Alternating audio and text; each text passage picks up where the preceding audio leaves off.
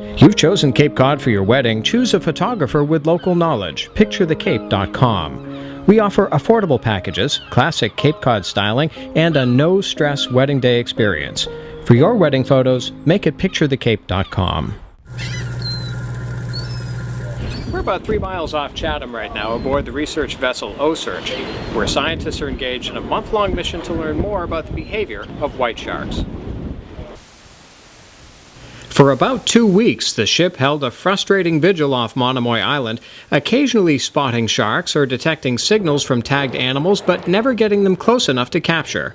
The crew used a rubber silhouette of a seal as a decoy and kept up a steady effort chumming the water with ground fish, but with no success. Then, on August 15th, their luck changed for the better. Got 2 buoys on about a 13-foot shark. All right, be safe. We're standing by.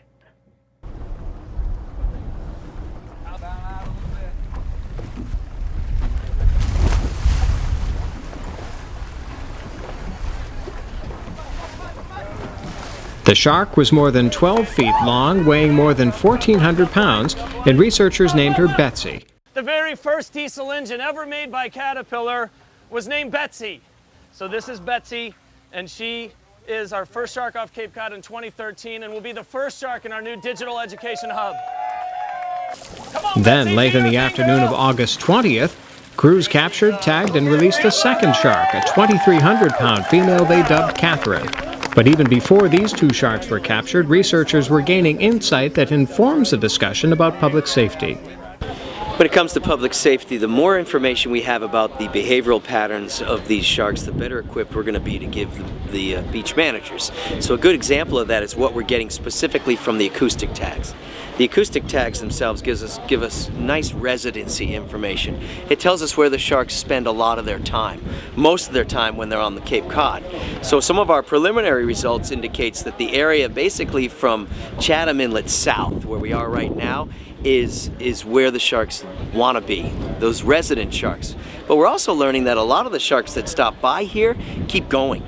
They don't stay in Cape Cod. They almost act like Cape Cod might be an exit off the highway on the way to someplace else. So they stop by, get something to eat, get back on the highway and keep going. We found that by far most of the sharks that we've tagged are what we call transients. They just keep moving. But a handful do stick around. We have 5 or 6 that we've tagged that have been in the area for the entire summer, come back each year, stay for the entire summer, and then move off in the fall.